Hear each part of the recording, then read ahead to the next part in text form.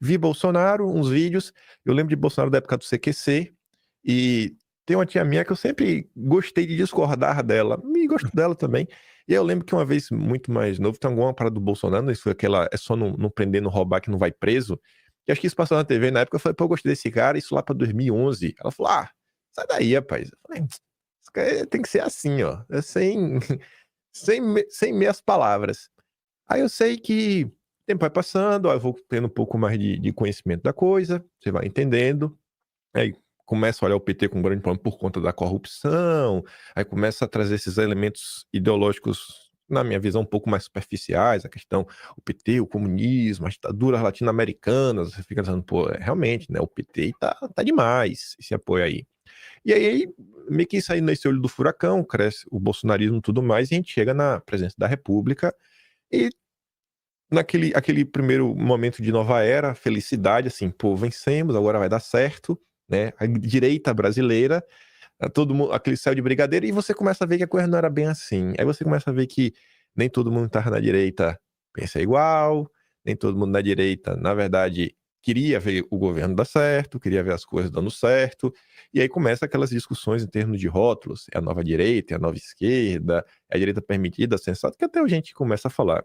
E você começa a perceber, né, direita de verdade ou não, o tempo vai passando, mas na direita eu conseguia já ver que a gente tinha diversas classificações, tanto que ninguém queria ser comparado à turma do MBL, mas ainda tinha uma visão da esquerda que a turma era muito parecida, sabe?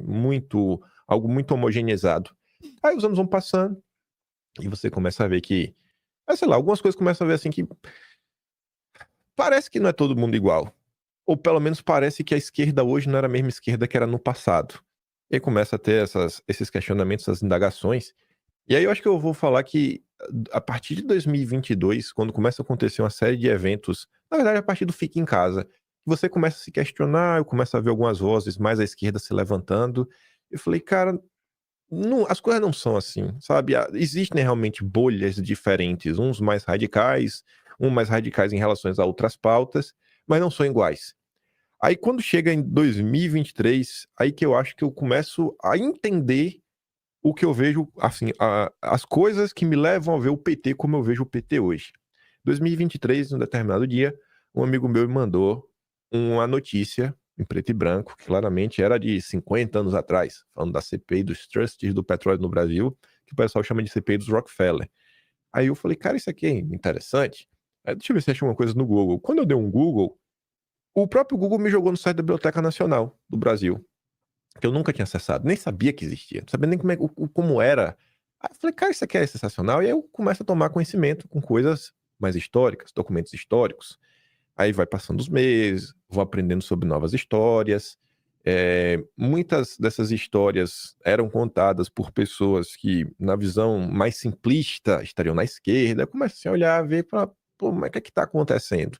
Aí, nesse meio do percurso, além da Biblioteca Nacional, eu conheço o Arquivo Nacional. E aí teve um documento que mudou demais minha visão sobre o PT, que era um documento de 89. Era a época, era o SNI ainda, e o SNI tinha monitorado a visita que o Lula fez para Nova York.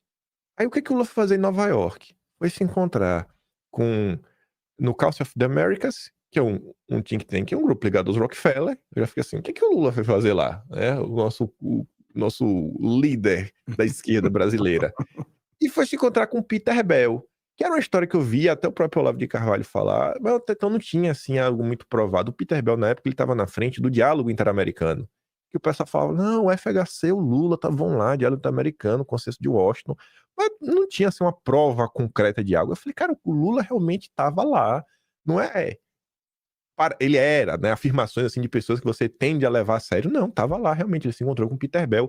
E o Peter Bell, eu já conhecia, porque ainda em 2023, esse documento eu achei em 2024.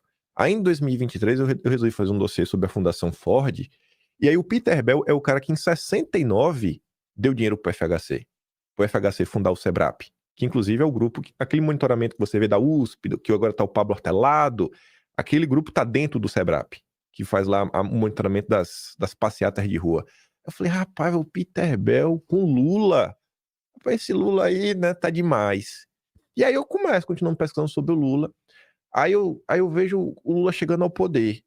Aí eu já tinha pensado umas coisas antes que começam a me dar gatilhos. Por exemplo, o PT, ele tinha criado nos anos 2000 um negócio chamado Fórum Social Mundial, que era para ser um contraponto do Fórum Econômico Mundial, bater de frente com o Klaus Schwab. Aí teve o de 2000, 2001, 2002. Quando é o de 2003, como é que tá? Pensa o seguinte, né? Pensa a direita brasileira começa a fazer um mega evento, né? E chega ao poder. Bolsonaro chega. Imagina, primeiro evento para bater de frente com o globalismo, como é que a gente ia estar, né? Vamos ter um presidente da República no nosso evento. O que é que o Lula fez? O Lula deu uma banana para a turma no Brasil e foi para ver no Klaus Schwab. Aí na época, acho que é o Misata, um negócio desse assim, que o cara lá do PT reclamou. A Heloísa Helena, que foi pro pessoal, reclamou. Inclusive, você começa a ver que o racha da galera do PT que vai gerar a criação do pessoal nasce ali. Você fala, pô, realmente, né? Estranho esse posicionamento do Lula. Né? O Lula é meio radicalzão, colocou o Henrique Meirelles, um banqueiro, no Banco Central, não mudou nada, a mesma economia do FHC. Aí eu fiquei isso na cabeça, né? Aí o tempo vai passando, aí você começa a ver mais informações. Aí eu falei, cara, aí o Lula chegou ao poder, isso já em 2024. Quando ele chegou, antes de ele chegar ao poder, o Dirceu, quem foi inclusive nos Estados Unidos, falar com a galera, foi falar com o Bush, a turma do Partido Republicano. Quem abriu as portas para ele, o Dirceu conta isso, foi o Mário Garneiro, que era da Brasil Invest, e que já comandou o grupo Monteiro Aranha. O Mário Garneiro é não sei nem como é que descreve um cara desse. Mesmo bota assim, empresário com muita influência política, já fez muito negócio com os Rothschild no Brasil também. Você fala assim, cara, que coisa, né? Esse é o PT, esse é como a coisa vai chegando. E aí, depois, com conhecimento mais sólido de Brasil, de história, de correntes políticas, de como elas nascem, né, como elas vão se desdobrando.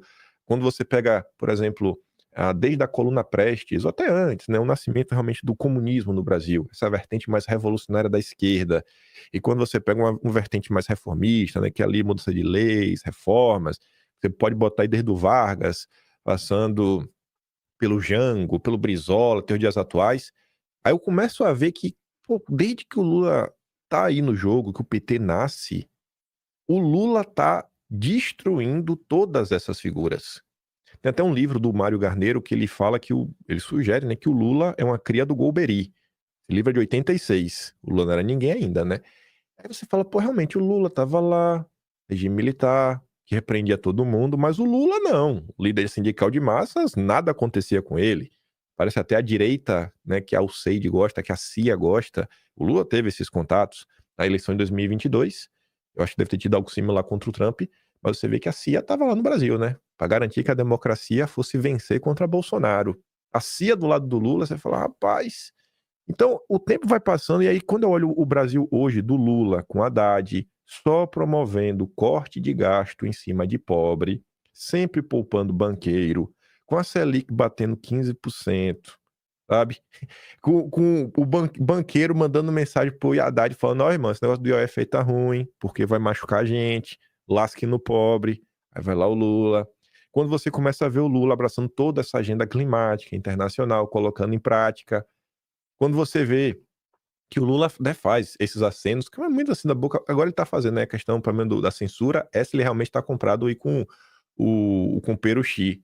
Mas tirando isso, a maior parte do tempo você vê que o Lula está 100% alinhado com o que a direita conhece como globalismo. É um globalista desde o início. De quando o PT chega ao poder, o PT não ajuda a CUT já existia antes do PT. Todo o movimento sindical já existia antes do PT. Tudo isso foi sendo destruído após o PT chegar na presidência. Porque Lula domesticou essa galera. Porque antes eles tinham motivos para ir pra rua bater de frente. Agora, como é que eles vão bater de frente? Porque eles podem né, melindrar a imagem do Lula. O Lula pode sair desgastado desse processo. E aí, se o Lula sair desgastado, a extrema-direita pode voltar ao poder. Então a galera fica com os braços cruzados. É o candidato perfeito. Você acalmou toda aquela massa de pessoas insatisfeitas que, pela esquerda, reclamavam do status quo. E a direita, o pessoal só persegue. Pronto, você Cara, persegue judicialmente, você controla, domestica e tá aí o cenário. Esse é o PT.